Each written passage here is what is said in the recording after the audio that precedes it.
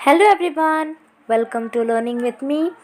तो आज हम पढ़ेंगे क्लास 9 का एक न्यू सब्जेक्ट जो है हिंदी का फर्स्ट चैप्टर, दुख का अधिकार।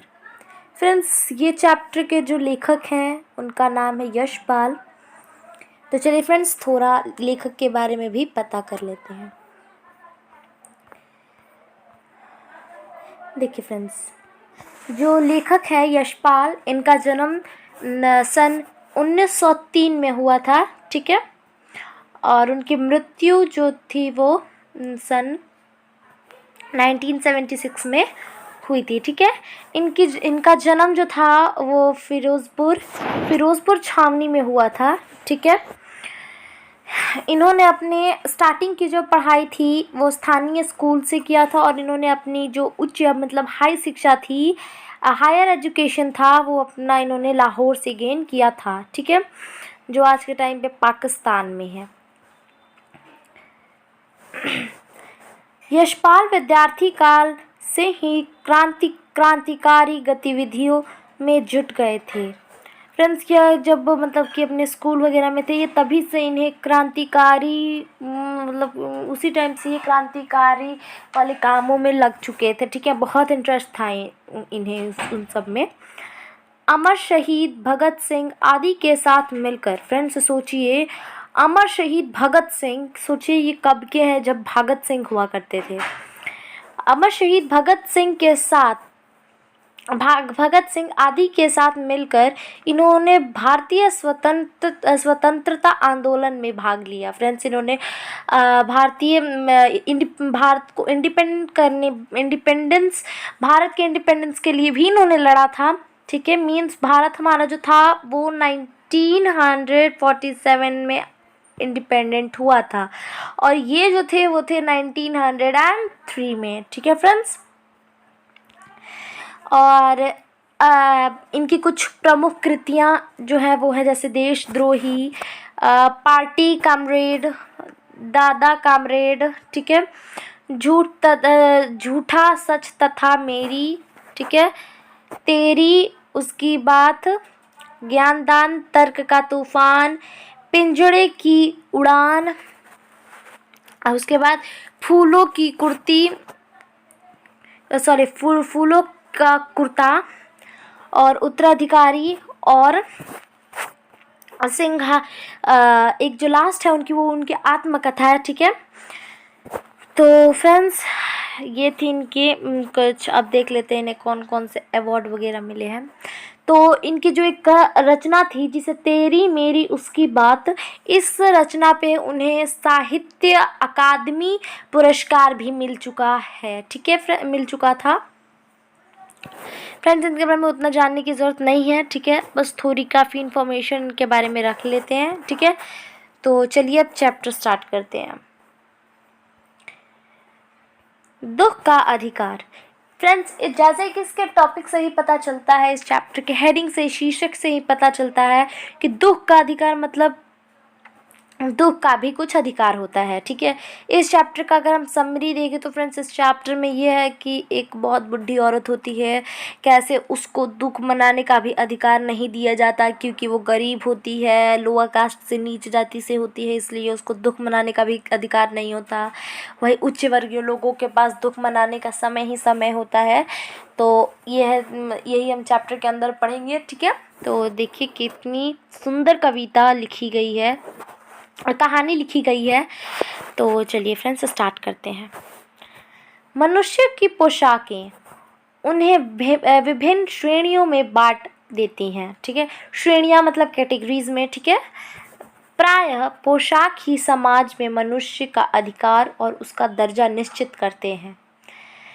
फ्रेंड्स, इस लाइन का मतलब हुआ कि जो मनुष्य के जो कपड़े होते हैं, हमारे कपड़े होते हैं, वही हमें अलग अलग कैटेगरीज में बांटते हैं, जैसे कि अमीर जाति, अमीर श्रेणी या नीच श्रेणी। ऐसे श्रेणी में अगर आप अच्छे कपड़े पहनते हो तो आप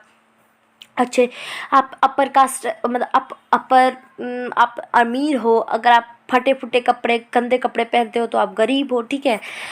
प्रायः जो ये पोशाक होते हैं, जो कपड़े होते हैं, यही एक मनुष्य का अधिकार और उसका दर्जा समाज में तय करते हैं, ठीक है फ्रेंड्स।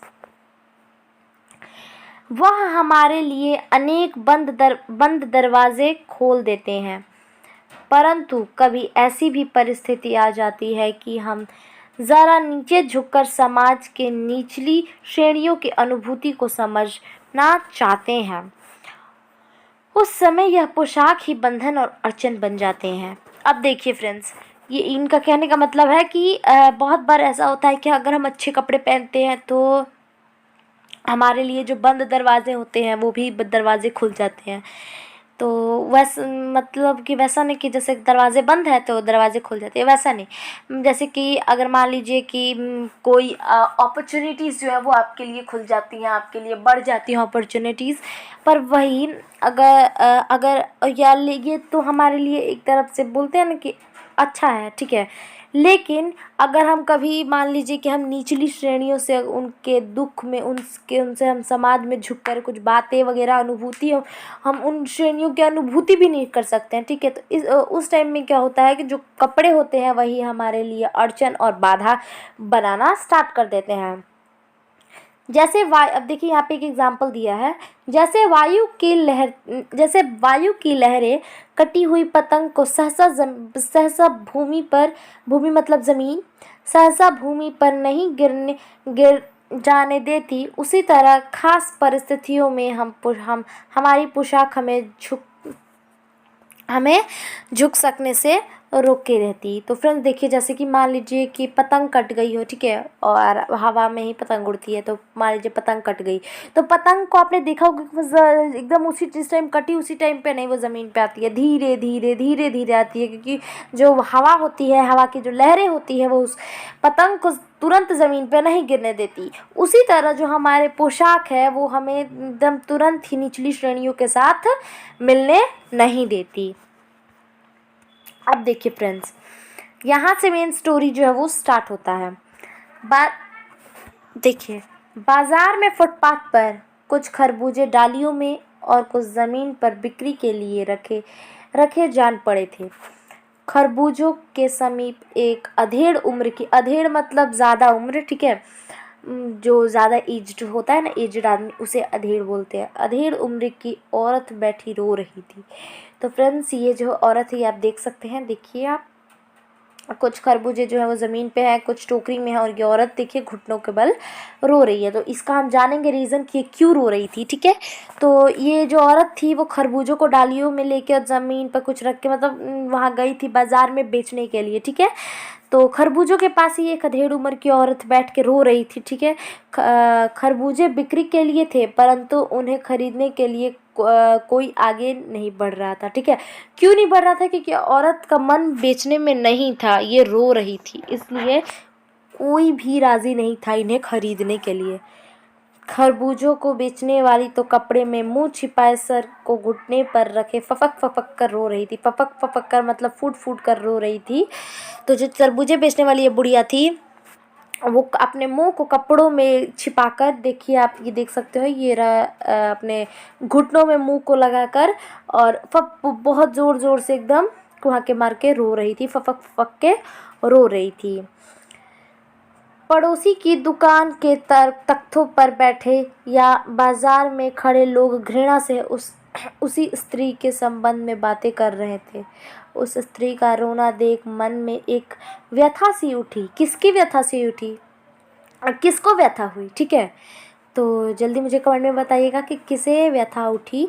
तो फ्रेंड्स, तो यहाँ पे लेखक को व्यथा उठी, उनके मन में एक ऐसी व्यथा सी आई कि मतलब कि आसपास के जो दुकान वाले थे, ठीक है, या लोग थे, वो सभी लोग उस स्त्री के तरफ बहुत घृणा से देख रहे थे, बहुत बुरी नज़र से देख रहे थे, ठीक है, कि ये रो क्यों रही है, और इसी के संबंध में बातें कर रहे थे वो लोग।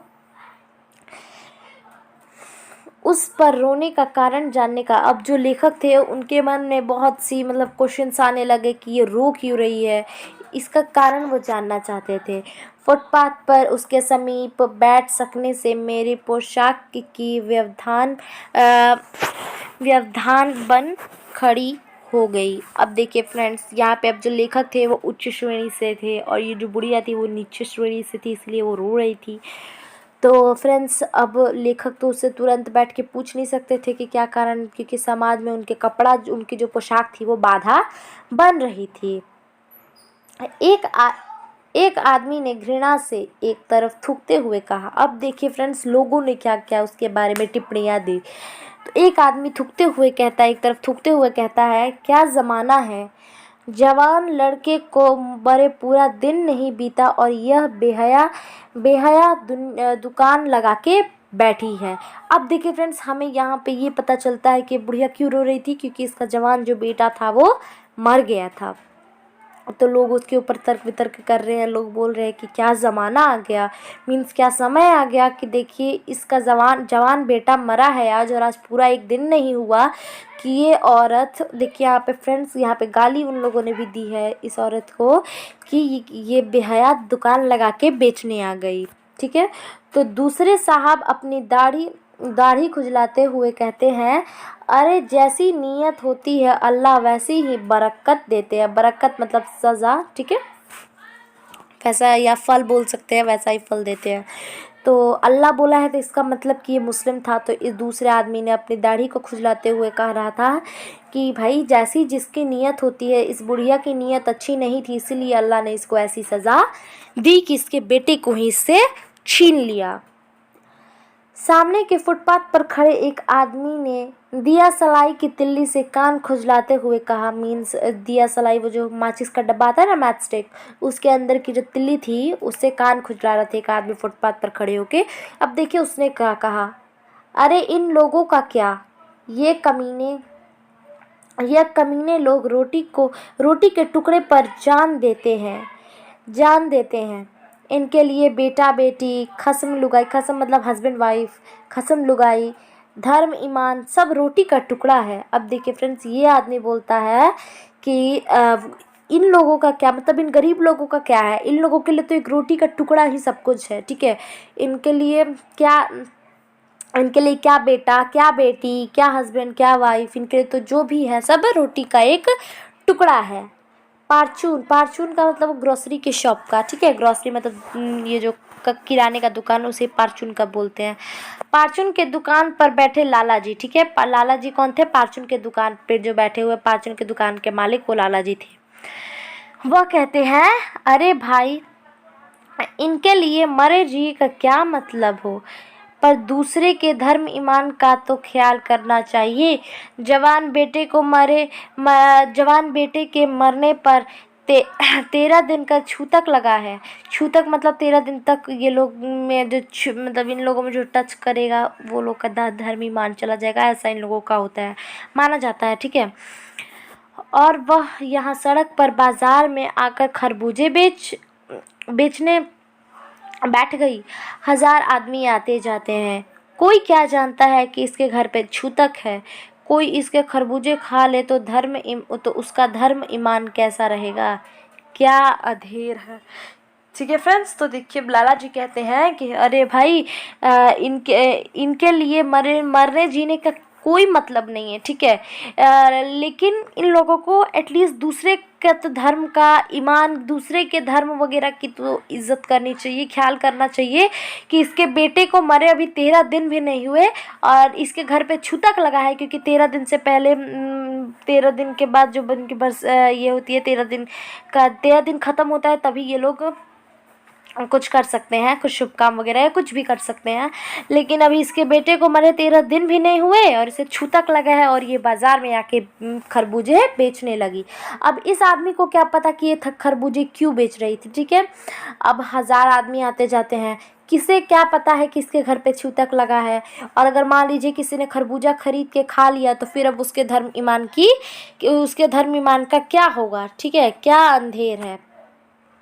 अब देखिए फ्रेंड्स, पास पड़ोसी की दुकान से पूछने पर पता चला उसका 13 वर्ष का जवान, देखिए फ्रेंड्स, सॉरी 23 वर्ष का, कितने वर्ष का, लड़के की उम्र कितनी थी, 23 वर्ष का जवान बेटा था। घर पे उसकी बहू और पोता पोती है।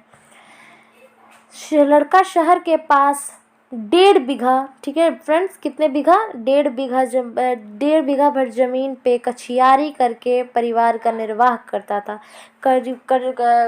कछियारी मतलब वही खेती बाड़ी वाला काम। कछियारी करके अपने परिवार का निर्वाह करता था। निर्वाह मतलब गुजारा करता था। खरबूजे की डाली बाजार में पहुंचा कर कभी लड़का स्वयं सौदे के पास बैठ जाता, कभी माँ को बैठा जाती। तो फ्रेंड्स, तो कुछ आसपास के पड़ोसियों से पूछने पर लेखक को पता चलता है कि जो ये बुढ़िया थी, इसका एक 23 साल का जवान बेटा था, जिसकी पत्नी थी, मतलब और इस बुढ़िया की एक बहू है और एक पोता पोती भी है, और इसके पोता पोती भी हैं, मतलब बेटे के बच्चे भी हैं। और जो लड़का था वो शहर के पास 1.5 बीघा ज़मीन था, उस पे ही जाके वह कछियारी करके अपने परिवार का गुजारा करता था, ठीक है। और कभी कभी वो जो बेटा था वो खरबूजे डाली में लेकर जब बाज़ार पहुंचा देता था, और कभी खुद सौदा बेचने के लिए बैठ जाता था, नहीं तो कभी अपनी माँ को बैठा देता था। लड़का परसों सुबह मुंह अंधेरे बलों से मुंह अंधेरे मतलब कि बहुत सुबह सुबह, ठीक है। लड़का परसों सुबह मुंह अंधेरे बेलों में से पके खरबूज चुन रहा था। गीली मीण की तरावट में विश्राम करते हुए एक सांप पर लड़के की पैर पड़ गई और सांप ने लड़के को डस लिया। यहाँ बता दिया गया कि लड़का उसका मरा कैसे। तो देखिए फ्रेंड्स, एक दिन क्या हुआ कि एकदम सुबह सुबह का टाइम था, लड़का गया था पके हुए खरबूजों को तोड़ने के लिए बेलों में से, ठीक है। वहाँ पे अब जाता है तो वहाँ पे क्या होता है कि जो मिट्टी होती है वो पूरी गीली होती है, ठीक है। तो जो सांप वगैरह थे वो सब निकल के उसी मिट्टी पे आराम कर रहे थे, मतलब तरावट ले रहे थे, ठीक है। ठंडा था इसलिए वो लोग उस पे बैठे हुए थे। तो गलती से उसके लड़के की पैर जो था वो सांप पे पड़ गया, और सांप ने अपनी सुरक्षा में उसके बेटे को डस लिया, ठीक है फ्रेंड्स। जानवर तब तक किसी आदमी को नहीं मारते जब तक कि उन्हें फील नहीं होता कि वो लोग इनसिक्योर है, तब तक वो लोग अटैक नहीं करते। तो अब जैसे कि गलती से ही इसके बेटे के पैर सांप पे चला गया, तो सांप को लगा कि ये मेरे को नुकसान पहुंचा देगा, इसीलिए उसने इसको डस लिया। लड़के की बुढ़िया माँ बावली होकर ओझा को बुला लाई। झाड़ना फूकना हुआ, नागदेव की पूजा हुई। पूजा के लिए दान दक्षिणा चाहिए। घर में जो कुछ आटा और अनाज था दान दक्षिणा में उठ गया। अब देखिए फ्रेंड्स, अब इसके बेटे को सांप काट दिया। घर में बस इसका बेटा ही एक जो था वो कमासुत था, जिस पे पूरा परिवार टिका हुआ था। अब इसके बेटे को सांप काट दिया, और अब इसके बेटे को सांप काट दिया था। जो बुढ़िया थी वो भी बहुत मतलब वो भी बहुत परेशान हो गई थी। Sorry friends. तो वो बुढ़िया अपने बेटे को लेकर ओझा के पास गई, ओझा को बुला कर लेके आई, फिर झाड़ फूँक कराया। मतलब वो जो बुढ़िया थी, इससे हमें ये पता चला कि बुढ़िया जो थी वो अंधविश्वासी थी, उसे अंधविश्वास पे भरोसा था, तो वो उसने झाड़ फूँक कराया, नागदेव की पूजा कराई, ठीक है। फिर पूजा के लिए जो दान दक्षिणा चाहिए था तो उसने घर में जो बचे कुछ आटे और अनाज थे उसे दान दक्षिणा में दे दिया।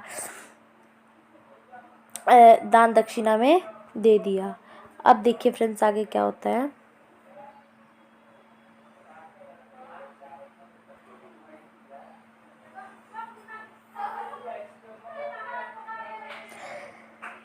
तो फ्रेंड्स अब क्या होता है कि जो माँ थी, माँ बहू और बच्चे भगवाना से लिपट कर रोए, पर भगवाना जो एक दफ़े चुप हुआ तो फिर न बोला।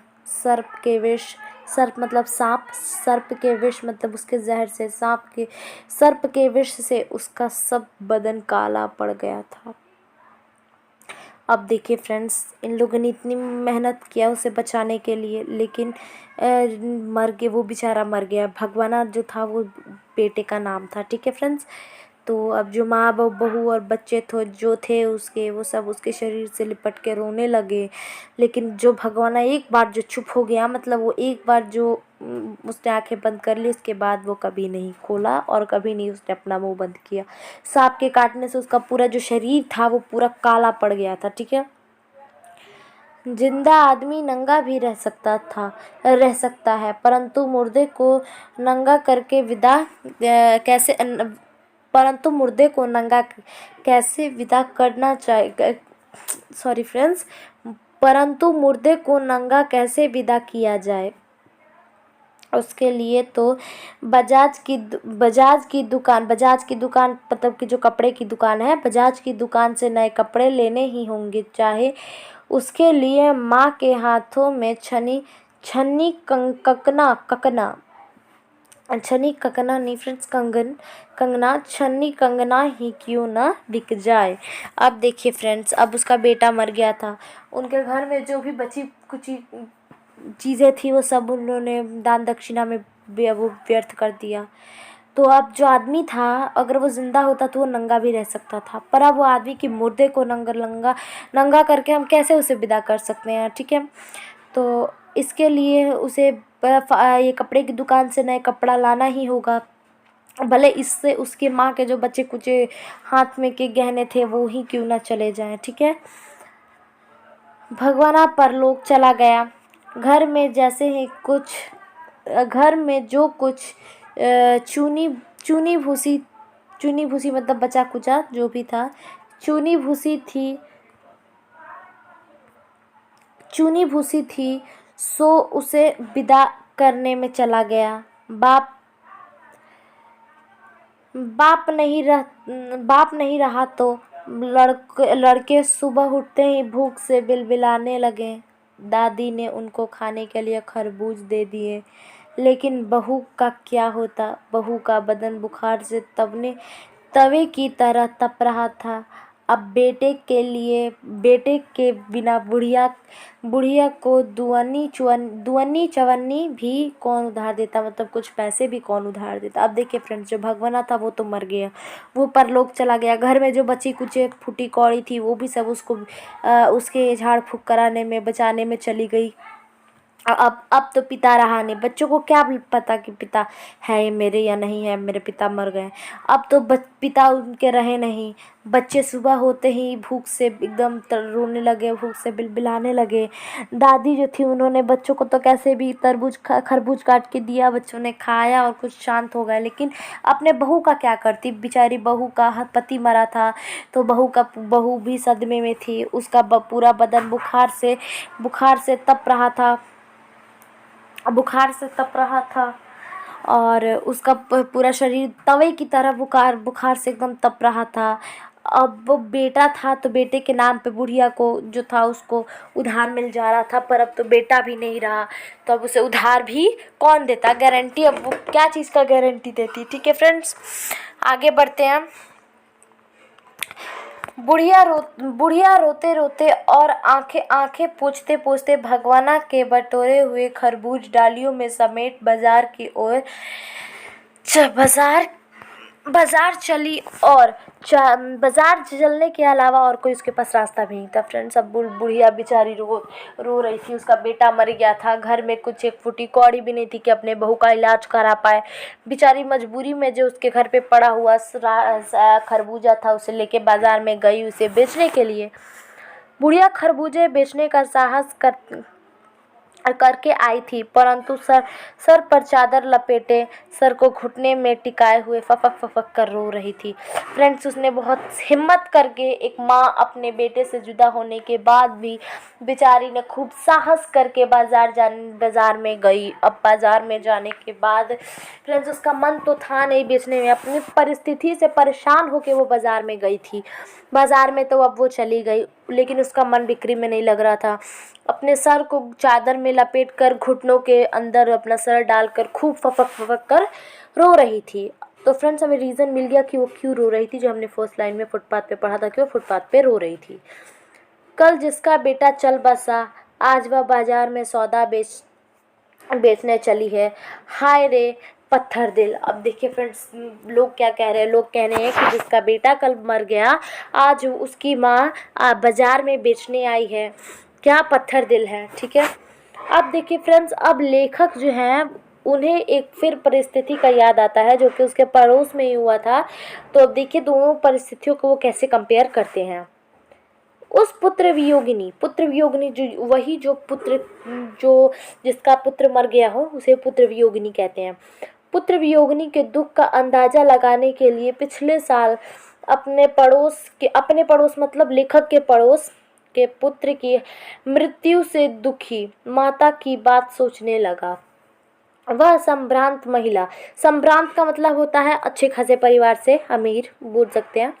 वह संभ्रांत महिला पुत्र के मृत्यु के बाद 2.5 माह तक, ठीक है फ्रेंड्स, 2.5 मतलब 2 मंथ्स, मतलब 2 मंथ्स 15 डेज, ठीक है, 2 महीने 15 दिन, ठीक है, तक पलंग से न उठ सकी थी। उन्हें 15-15 मिनट बाद पुत्र वियोग मतलब पुत्र के मरने का जो वियोग से सदमा आ रहा था उसकी आपूर्ति उसे हो रही थी। और मूर्छा न आने की अवस्था से आंखों से आंसू न रुक रहे थे। दो डॉक्टर हरदम सिरहाने बैठे रहते थे। सिरहाने मतलब उसकी देखभाल के लिए बैठे रहते थे, क्योंकि वो एक संभ्रांत महिला थी तो उसके पास बहुत पैसा था। हरदम हमेशा सर पर बर्फ रखी जाती थी। बर्फ नहीं मतलब बर्फ सिकाता रहता था। शहर भर के लोगों के मन उस पुत्र शोक के द्रवित हो उठे थे। द्रवित मतलब शामिल हो गए। तो अब देखिए फ्रेंड्स, लेखक को याद आता है पिछले साल उनके पड़ोस में भी एक संभ्रांत महिला, एक अच्छे घर की महिला थी, उसके पुत्र की मृत्यु हो गई थी। तो वो महिला जो थी वो 2.5 महीने तक मतलब 2 महीने 15 दिन तक पलंग से नहीं उठ सकी थी, इतना वो शोक में थी। और एक ये बुढ़िया है जिसका आज बेटा मारा, ये पूरा दिन नहीं हुआ कि इस बेचारी को आना पड़ा, अपनी परिस्थिति से मारी हुई महिला को आना पड़ा बाजार में बेचने के लिए खरबूजे, अपने परिवार का पालन पोषण करने के लिए। तो ये महिला 2.5 महीने तक पलंग से नहीं उठी थी। हर 15 मिनट्स में इसे पुत्र वियोग का शौक मिल रहा था, ठीक है। इसके आंखों से आंसू नहीं रुक रहे थे। हर वक्त दो डॉक्टर इसके ध्यान रखने के लिए वहीं पे बैठे रहते थे। हरदम इसके सर पे बर्फ़ की पट्टी रखी जाती थी। पूरे शहर के लोग इसके दुख में इसका साथ देने के लिए आए थे, पर उस बुढ़िया के साथ तो कोई नहीं था, बल्कि जो लोग आस पड़ोस के थे वो लोग भी उसके ऊपर टिप्पणियाँ दे रहे थे। अब देखिए फ्रेंड्स आगे क्या होता है। जब मन में सूझ का रास्ता नहीं मिलता तो बेचैनी से कदम तेज हो जाते हैं। उसी हालत में नाक ऊपर उठाए राह चलतों से ठोकरें खाते मैं जा रहा था, सोच रहा था। अब फ्रेंड्स लेखक भी सदमे में, लेखक को भी अच्छा नहीं लगा कि ऐसा भेदभाव हो रहा है। वो बेचारे रास्ते पे जा रहे थे, ठोकर उन्हें लग रहा था, अपने बेचारे नाक को उठाए अपना जाते जा रहे थे नाक के दिशा में। और यही बात को वो सोच रहे थे कि शोक करना, गम मनाने के लिए भी सहूलियत चाहिए। सहूलियत मतलब औकात चाहिए, ठीक है, हैसियत चाहिए। और दुखी होने का भी एक अधिकार होता है। फ्रेंड्स लेखक यही सोच रहे थे कि शोक मनाने का, गम मनाने का, दुख मनाने के लिए भी एक हैसियत चाहिए, एक रेपुटेशन चाहिए सोसाइटी में, और दुख मनाने का भी एक अधिकार होता है। तो फ्रेंड्स इस तरह हमारा चैप्टर हुआ एंड। हमने ये फर्स्ट चैप्टर कंप्लीट कर लिया। इसके क्वेश्चन आंसर्स हम नेक्स्ट वीडियो में डिस्कस करेंगे। तो फ्रेंड्स अगर आपको मेरा वीडियो अच्छा लगा तो please like, subscribe and share ज़रूर करिएगा, और मुझे कमेंट्स में प्लीज़ बताइएगा कि आपको ये मेरा वीडियो कैसा लगा। Thank you friends.